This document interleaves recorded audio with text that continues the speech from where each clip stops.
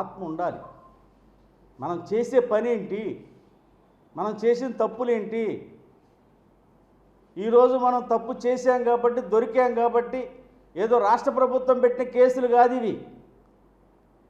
Money laundering కేసులు, CBI కేసులు, ED కేసులు అనేది సామాన్యమైన వ్యక్తుల మీద పెట్టేటువంటి కేసులు కాదు.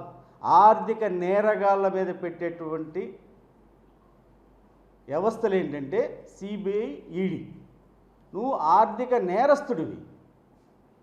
నువ్వేమన్నా అట్టడుగు వర్గాల కోసం, బలహీన వర్గాల కోసం, మైనారిటీ వర్గాల కోసం పోరాటం చేసి నువ్వేమైనా కోర్టుకు వెళ్తున్నావా?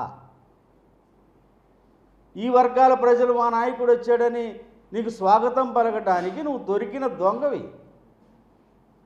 రాష్ట్ర సంపదని, ప్రజల సంపదని దోసుకున్నటువంటి వ్యక్తివి నువ్వు.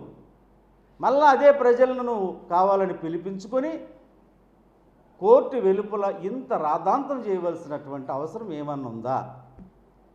ఇది న్యాయవ్యవస్థ ఆలోచించవలసినటువంటి అవసరం ఉంది. దీని మీద న్యాయ విచారణ జరగాలి. న్యాయవ్యవస్థ సుమోటో కింద కేసు జగన్మోహన్ రెడ్డి మీద పెట్టాల్సినటువంటి అవసరం ఉంది. ఎటువంటి ప్రయత్నం ఇంకొకరు ఎవరు చేయకుండా. ఇది ఒక్క వైసీపీలోనే ఇది ఒక అలవాటుగా మారింది.